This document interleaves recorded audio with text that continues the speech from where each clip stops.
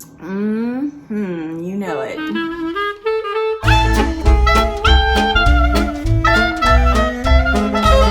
Hello and welcome to another video. My name is Heather, and as always, I am reading with a vengeance, and I hope you are as well.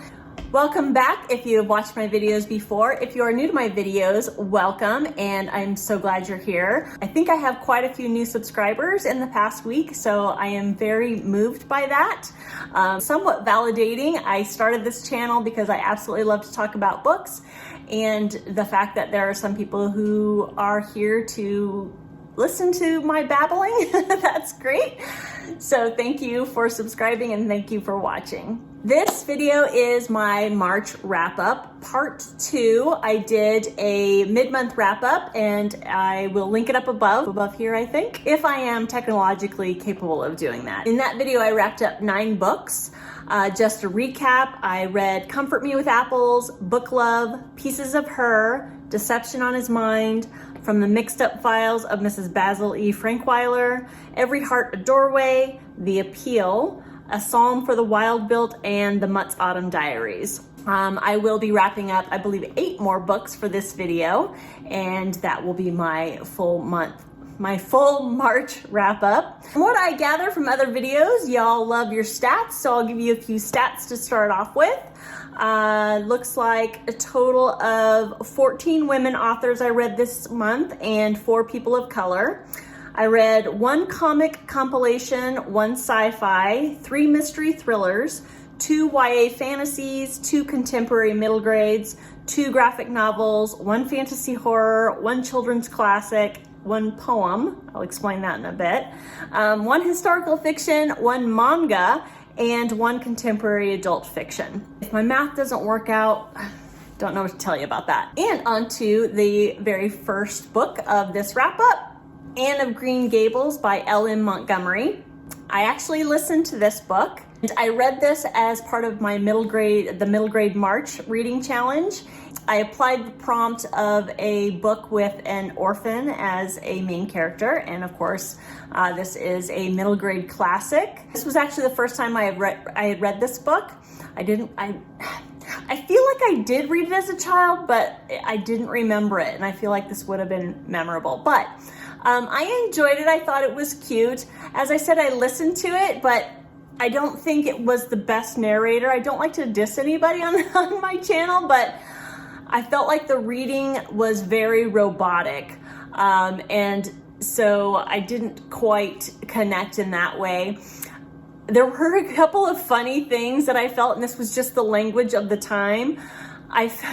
There was probably 3 separate occasions early on in the book where when someone was saying something, instead of saying, like she said, or she retorted, or she explained, they used the word she ejaculated as a word for she said, or exclaimed, or reported. And that kind of took me by surprise. And I know that's, a dated expression as far as the context that it's used here. I just, of course, my 12-year-old self had to giggle about that.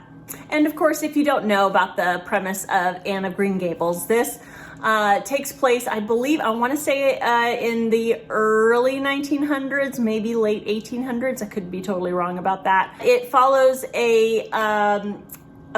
basically a brother and a sister who live on a farm, and they want to adopt a young boy around the age of 10 to help with chores around the house or chores around the farm.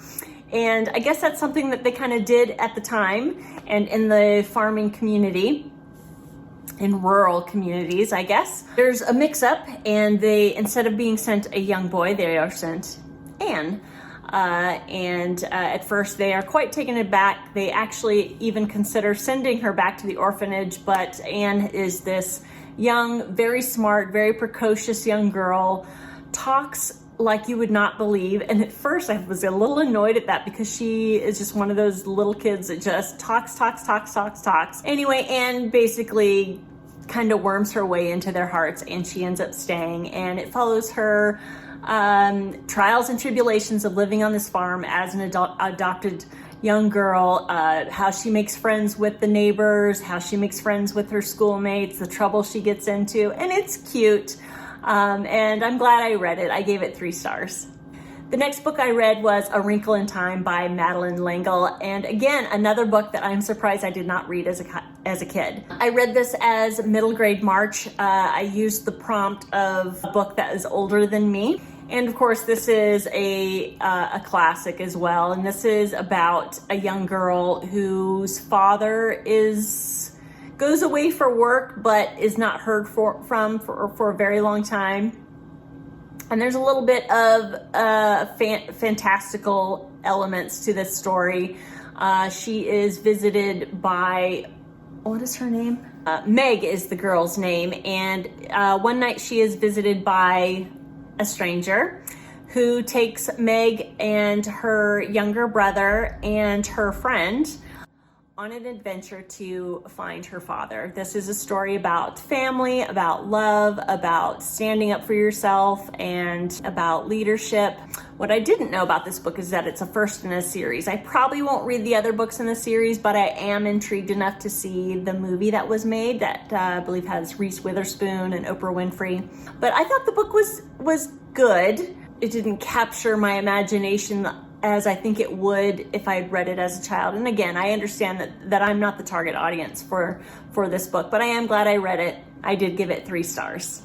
The next book I read, I only kind of count as my TBR, but I'll talk about it here. And that is Aint Burned All the Bright by Jason Reynolds. So I found this book as I was scrolling through my Libby app to try to sometimes I want to find something short that kind of almost works as a palate cleanser before I dive into something else.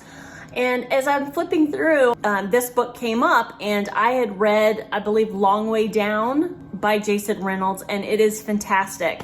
And when this one came up, it showed as 37 minutes. And I'm like, oh, so it just must be obviously a really, really short story.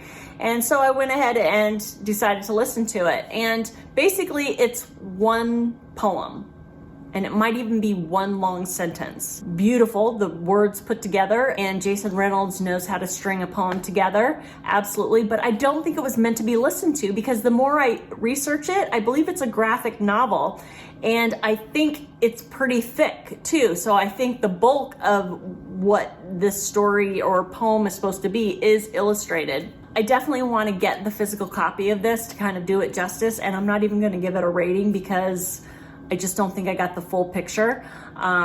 So anyways, I think it takes place in like a single day in 2020 as one family is viewing what's happening in their neighborhood and what they're seeing on TV as COVID is really kind of coming in with a vengeance, and then what's happened with George Floyd and the other events that nature that happened in the summer of 2020. So I definitely think I am going to find the physical copy so that I can see how this poem is illustrated, because I really think that's how it was meant to be consumed, is the physical copy. The next book I read was The Bridge Home by Padma Venkatraman. I read this book for middle grade March, and it was for the prompt of reading a book that takes place in Asia or with an Asian main character, and this actually both applies for this one.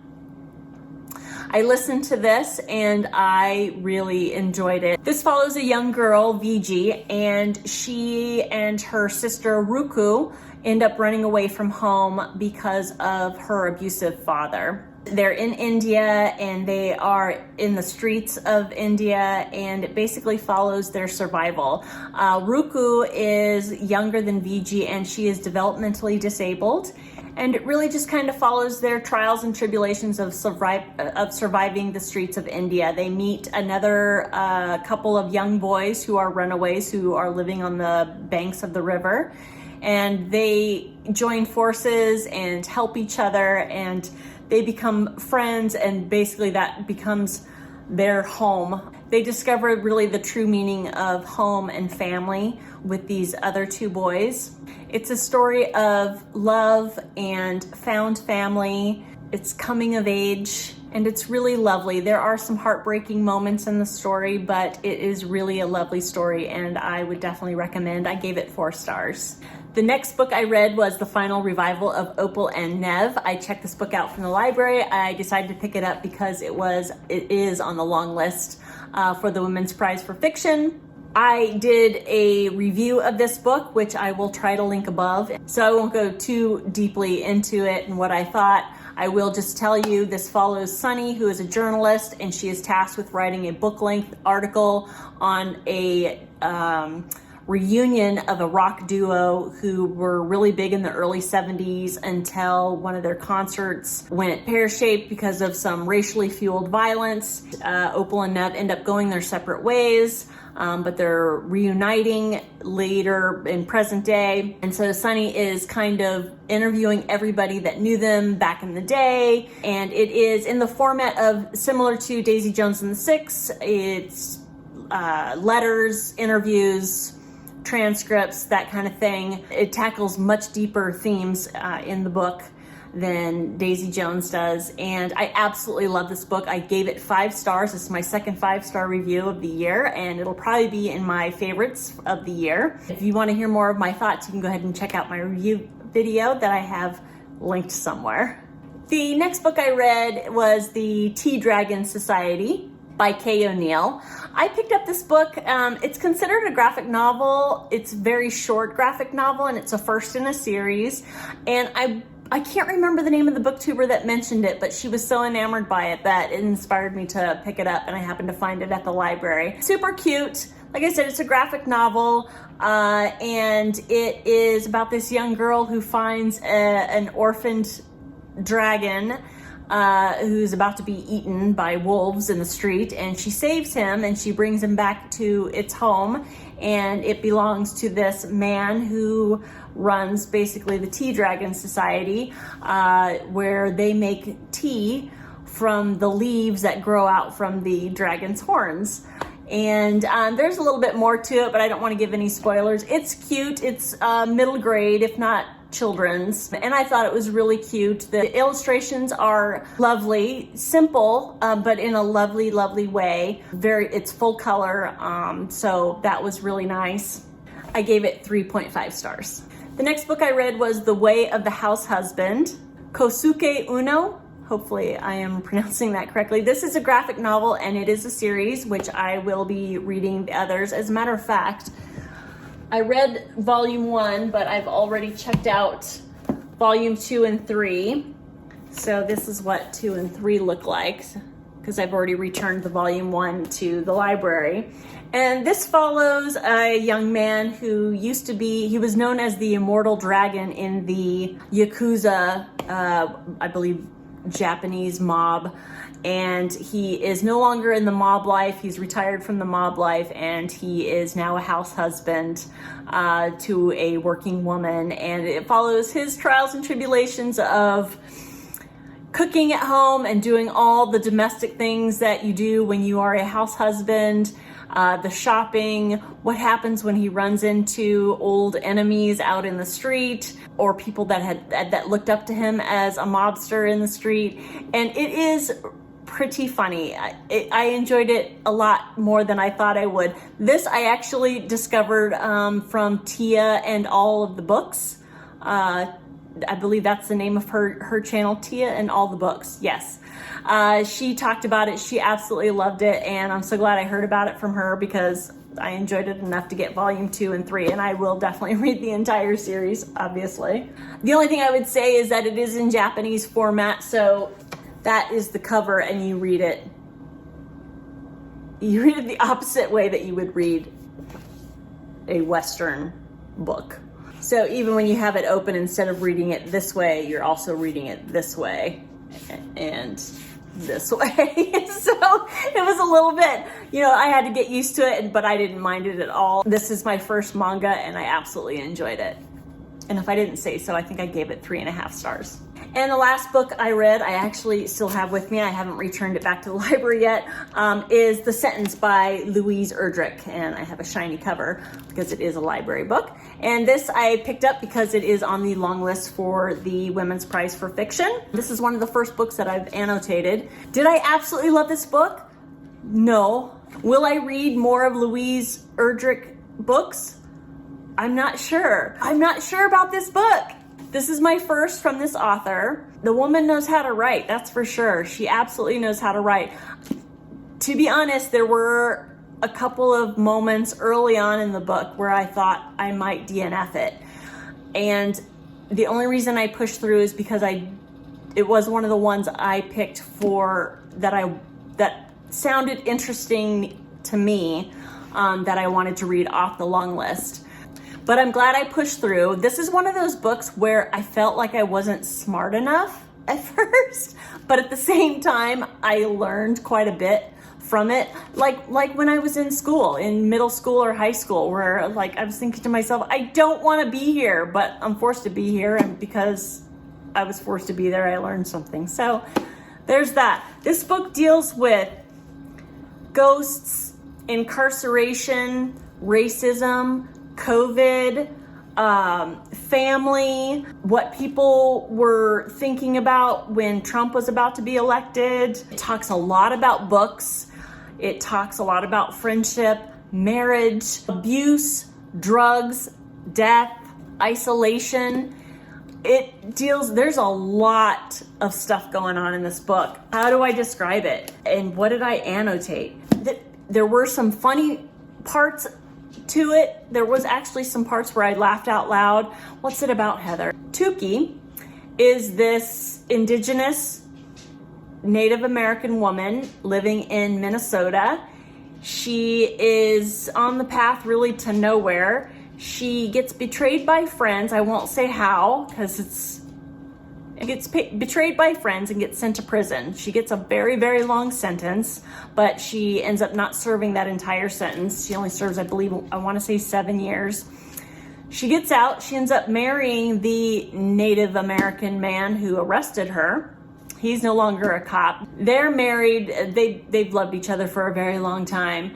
Kousuke ends up working at a local bookstore, and she's very good friends with the other employees and the owner of the bookstore.